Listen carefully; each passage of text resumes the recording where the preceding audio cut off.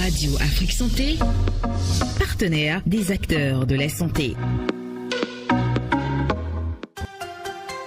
Le journal Erwan Oliyide.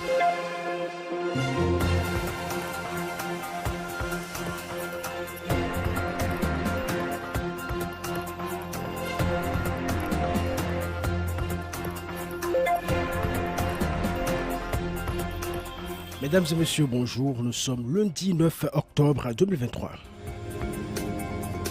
À la une de votre journal santé, ce 9 octobre est dédié aux personnes vivant avec un handicap. Dans ce journal, Radio Afrique Santé s'intéresse aux difficultés que rencontrent les femmes en situation de handicap dans les établissements sanitaires.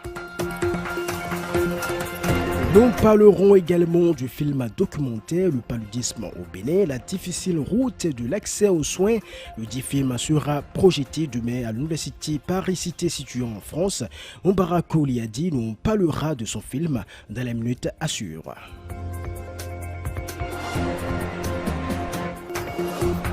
Voilà pour l'essentiel en titre. Bienvenue à tous.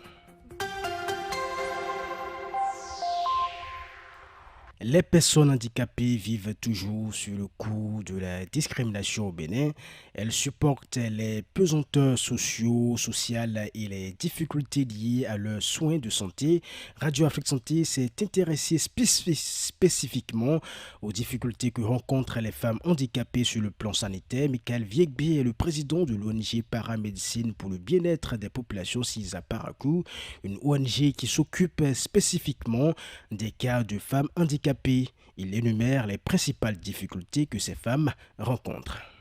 Les personnes handicapées ne sont pas encore prises à cœur pour tout ce qui tourne autour de la prise en charge sanitaire. Et j'en ai pour preuve, il y a le programme H qui a occulté les personnes handicapées. Il y a un grand volet qui regroupe toutes les personnes handicapées, c'est le volet de la réadaptation. Et là, tous les pôles sont pris en charge à ce niveau et surtout le domaine de la santé. Mais le programme H n'a pas pris cet aspect-là en compte. Ce qui fait que toute personne handicapée, par rapport à son autonomisation en matière de besoins techniques pour la mobilité et ainsi de suite, pose un grand problème. La sensibilisation et le dépistage du cancer du col de l'utérus. Nous avons constaté que d'abord, il y a la non-accessibilité aux informations concernant cette maladie chronique. Il y a aussi le fait que les informations passées ne sont pas adaptées au type de handicap. Et le traitement est onéreux.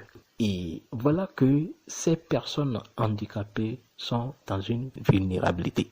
Elles n'ont pas les moyens nécessaires pour faire face au traitement. Michael Viegbi fait des propositions à l'État béninois pour l'amélioration des soins sanitaires des femmes handicapées et lance également un appel aux autorités à divers niveaux. On l'écoute. De voter ou de prendre les décisions qui vont faciliter la vie aux personnes handicapées. J'en ai pour preuve la non-existence des décrets depuis 2017 que cette loi est votée sur la protection et l'insertion des personnes handicapées en République du Bénin. Il n'y a aucun décret. Ça n'avantage pas. Et il y en a beaucoup qui ont rendu l'âme à cause des difficultés. Or, quand on prend ces tests-là, il y a des articles qui vont faciliter quand même la vie aux personnes handicapées.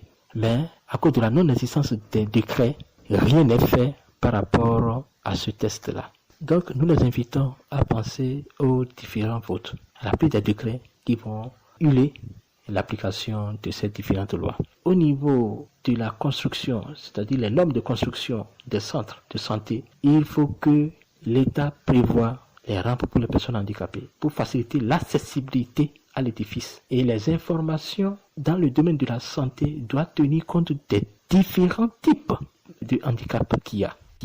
Dans les cultures africaines, notamment dans la société béninoise, la médecine traditionnelle occupe une place importante. La médecine traditionnelle conserve une place très importante donc dans le système de santé africain. Elle est beaucoup moins coûteuse que la médecine moderne et des praticiens se retrouvent jusque dans des zones reculées, ce qui explique notamment le fait que la population continue d'y recourir régulièrement. Basile Badito, président de l'association nationale des praticiens de la médecine traditionnelle du Bénin, nous donne des précisions sur la place qu'occupe la médecine traditionnelle au Bénin.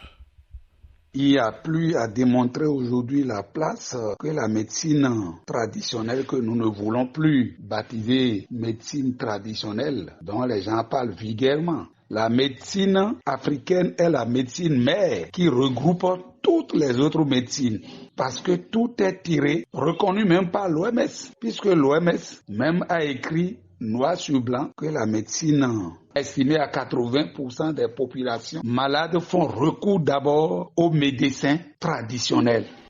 Quelles sont les stratégies que l'association de la médecine traditionnelle, j'y arrive enfin, met en place pour régler l'épineuse question du dosage dans la médecine? Voici quelques éléments de réponse avec Basile Badito.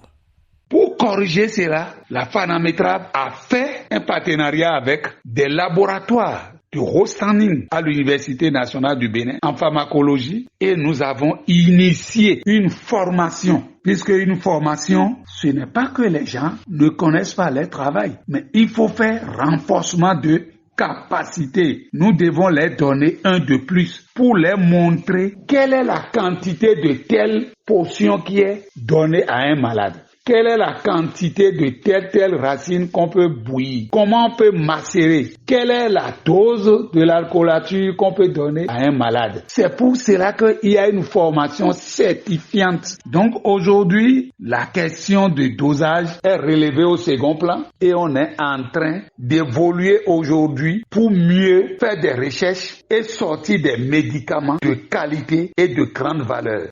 Et le paludisme est l'une des pathologies traitées par la médecine traditionnelle.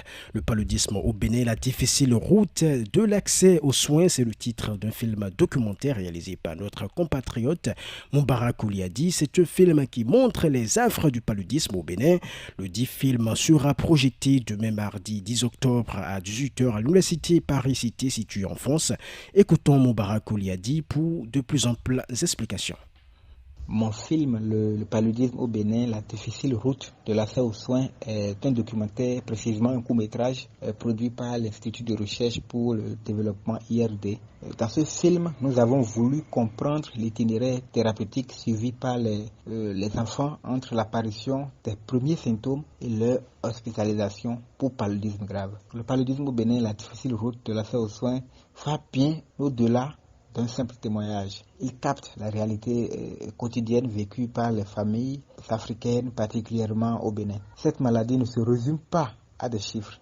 C'est une maladie qui s'immisce dans le quotidien de beaucoup de familles, laissant derrière elle des histoires, des vies bouleversées. Ce mardi 10 octobre à 18h à l'Université de Paris-Cité en France, le film sera projeté dans le cadre le CEPED fait son cinéma, une initiative du Centre Population et Développement. Terminons par cette scène inhabituelle qui s'est produite dans la commune de Rugby, précisément dans la localité de Dinkomé.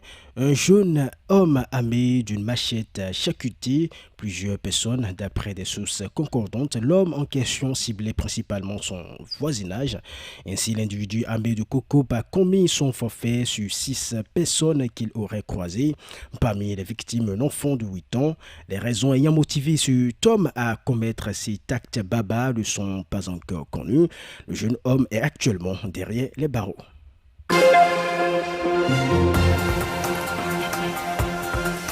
Et c'est la fin de cette édition mise en onde par Tibus Arié-Henou. À ce micro pour la présentation, je suis Erwan Olidi. Merci pour votre fidélité. L'info continue sur Radio Afrique Santé.